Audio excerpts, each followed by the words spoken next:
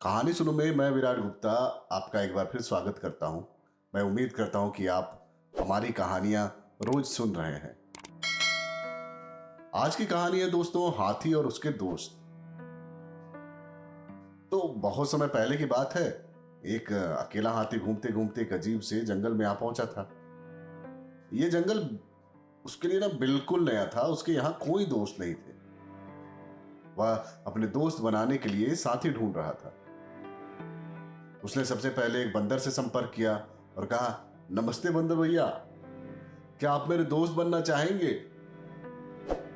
बंदर ने कहा, सुनो ना, तुम ना मेरी तरह ना झूल नहीं सकते हो ना, क्योंकि तुम बहुत बड़े हो ना, इसलिए मैं ना तुम्हारा दोस्त नहीं बन सकता ना।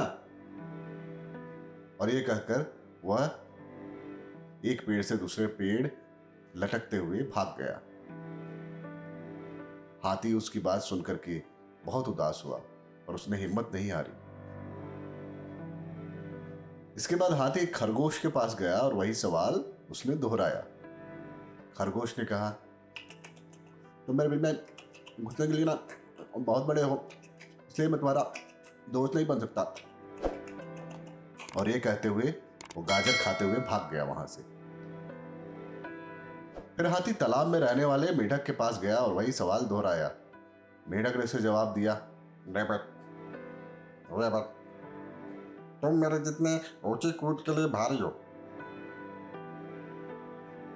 इसलिए रेबत मैं तुम्हारा दोस्त नहीं बन सकता। रेबत तो। और ये कहते हुए वह भाग निकला।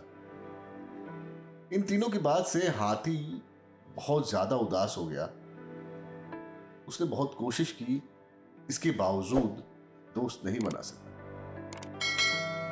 वह अकेले जंगल में घूमने लगा। फिर एक दिन सभी जानवर जंगल में इधर उधर दौड़ रहे थे। यह देखकर हाथी ने दौड़ रहे एक भालू से पूछा, अरे भाई साहब, तुम सब यहां क्यों भाग रहे हो? भालू ने कहा, अरे भाई, जंगल का शेर शिकार पर निकला है। ये सब उसे उसे खुद को बचाने के लिए भाग रहे हैं। भालू की बात सुनकर हाथी शेर के पास गया और कहा कि शेर भैया, कृपया करके निर्दोष लोगों को चोट ना पहुंचाओ, कृपया उन्हें अकेला छोड़ दो। शेर ने उसका मजाक उड़ाया, बोला कि अरे मोटा हाथी, मुझे बताने चला है, चल हट यहां से। और उसने हाथी को वहां से जाने के लिए कहा। हाथी को गुस्सा आ गया। उसने अपनी सूंड से शेर को उठा करके पटक दिया, जिससे शेर घायल हो गया और डर के मारे वहां से भाग खड़ा हुआ। यह देख करके बाकी सभी जानवर धीरे धीरे बाहर आ गए और शेर की हार को लेकर के आनंदित होने लगे। अब वो सब मिल करके हाथी के पास गए, उससे कहा कि भाई, तुम्हारा आकार एकदम सही है हमारा दोस्त बनने के लिए। जानवरों की बात सुनकर हाथी मुस्कुराया और अपने नए दोस्तों के साथ खेलने लगा। तो दोस्तों, इस कहानी से हमें यह सीख मिलती है कि किसी व्यक्ति का आकार उसकी अहमियत नहीं बताता।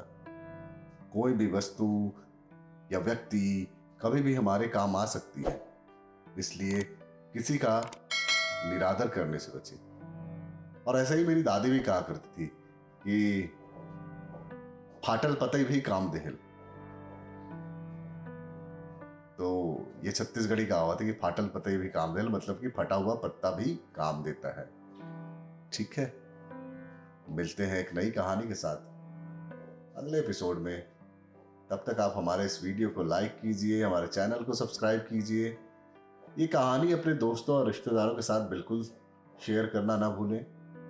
और कमेंट में हमें बताइए कि आपको हमारी कहानियां कैसी लगती हैं। आप उसमें कुछ बदलाव चाहते हैं या चाहते हैं कि हम कुछ नई कहानी आपको बताएं, तो वो भी हमें कमेंट में लिख करके बताइए। खुश रहिए और खुशियां बांटिए। इसी कामना के साथ विदा लेता हूं। धन्यवाद।